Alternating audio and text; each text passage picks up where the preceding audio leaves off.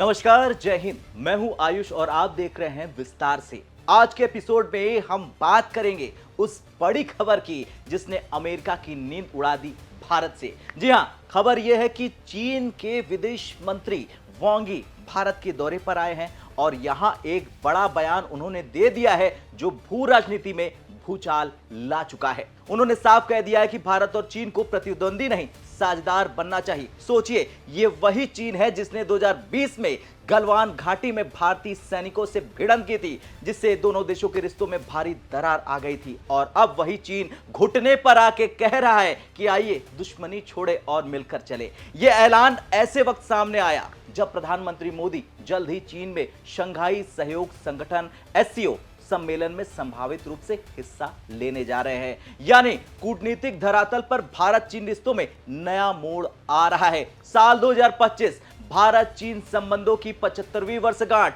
1950 में दोनों देशों ने एक दूसरे को मान्यता दी, पंचशील समझौता हुआ, हिंदी चीनी भाई भाई के नारे लगाए गए। लेकिन 1962 का युद्ध, सीमा विवाद और हाल के गलवान संघर्ष और पाकिस्तान को हथियार देने के मामले ने रिश्तों को और बेहद कड़वा बना दिया। आज वांग यी का बयान इस कड़वाहट को कम करने की कोशिश के तौर पर देखा जा रहा। वांग यी ने कहा, भारत और चीन एक दूसरे को खतरे के रूप में नहीं देखना चाहिए। दोनों देशों को क्षेत्र में सहयोग और साझा विकास का रास्ता अपनाना चाहिए। एशिया को स्थिरता तभी मिलेगी जब भारत और चीन साथ चले। ये बदलता सुर इसलिए भी अहम है क्योंकि चीन अब अमेरिका के बढ़ते दबाव को महसूस कर रहा। अमेरिका ने व्यापार युद्ध छेड़ा, सैन्य दबाव बना रहा है और एशिया में क्वाड को मजबूत कर रहा है। चीन जानता है कि अगर भारत भी पूरी तरह अमेरिका के पाले में खिसक गया तो बीजिंग की मुश्किलें बढ़ती जाएंगी।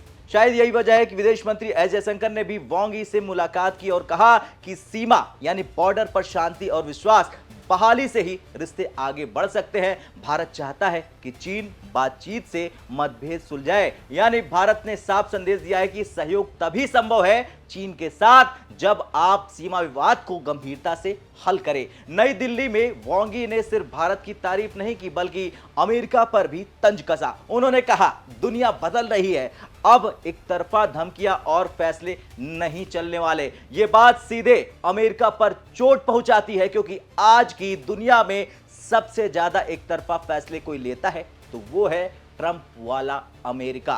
चाहे ईरान पर प्रतिबंध हो, रूस पर तेल प्रतिबंध हो या फिर चीन पर टैरिफ, भारत पर 50% का टैरिफ। अब चीन उसी रणनीति को पलटकर भारत के साथ मिलकर अमेरिका को जवाब दे रहा। सोचिए, जहां ट्रंप ने भारत पर टैरिफ लगाकर रूस से तेल खरीदने से रोकना चाहा, वहीं चीन अब भारत को गले लगाकर अमेरिका पर दबाव बना रहा। यानी एंगल यही बनता है कि भारत से चीन ने ट्रंप को धोया और ऐलान कर मचाया धमाल। भारत और चीन दुनिया की दो सबसे बड़ी जनसंख्या वाले देश हैं। 2.8 अरब लोग, दोनों विकासशील देशों के नेता हैं, दोनों एशिया में आर्थिक दिग्गज हैं। वांग यी ने शायद यही वजह है कि कहा कि भारत और चीन साथ चलेंगे तो एशिया स्थिर रहेगा, खड़ा रहेगा। दुनिया बहुध्रुवी हो रही है, इसमें दोनों देशों को नेतृत्व करना चाहिए। मतलब साफ है कि चीन चाहता है कि भारत उसके साथ मिलकर अमेरिका को जवाब दे। अब सोचिए अमेरिका की हालत, एक तरफ रूस और चीन पहले से ही साथ हैं, अब अगर भारत भी धीरे धीरे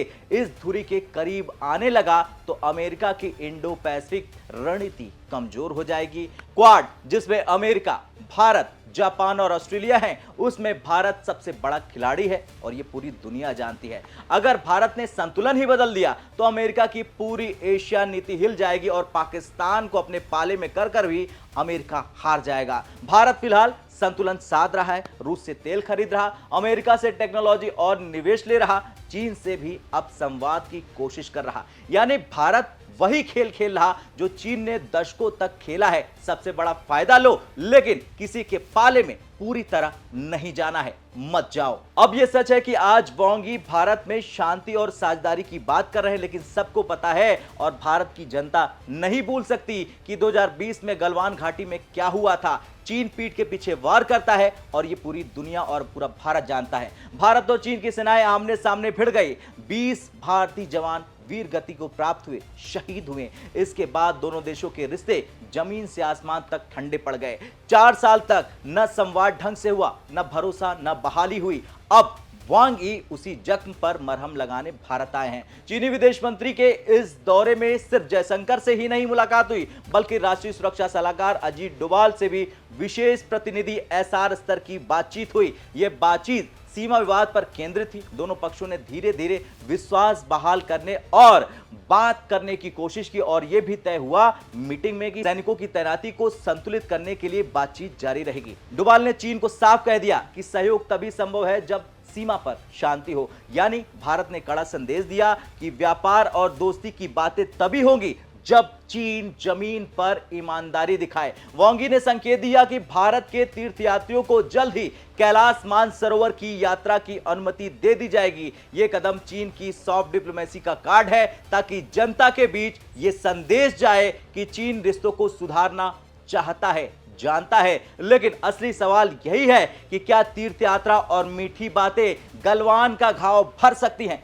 जवाब है नहीं। खैर, भारत अब पुराना भारत नहीं रहा। आज की सरकार ने साफ कर दिया है कि सीमा पर शांति ही रिश्तों की नींव है। अगर चीन सीमा पर तनाव बढ़ाएगा तो रिश्ते आगे नहीं बढ़ सकते हैं। यानी भारत ने चीन को शर्त सुना दी है। तो फिर चीन क्यों झुक रहा भारत के सामने, यह भी जान लीजिए। दरअसल सबसे पहले अमेरिका का दबाव है उसके सामने। दूसरा, रूस यूक्रेन युद्ध में रूस पर निर्भरता है। तीसरा, एशिया में भारत का बढ़ता प्रभाव है और चीन समझता है कि अगर भारत को पूरी तरह से खो दिया उसने तो अमेरिका और उसके सहयोगी एशिया में मजबूत हो जाएंगे और इसीलिए चीन फिलहाल नरमी दिखा रहा है। अब जिस तरह से वांग यी ने भारत से अमेरिका को संदेश दिया, ट्रंप को संदेश दिया, उसे लेकर आपका जो कुछ कहना है कमेंट कर जरूर बताएं। मिलते हैं विस्तार से के अगले एपिसोड में कल फिर से। तब तक के लिए जय हिंद, जय भारत।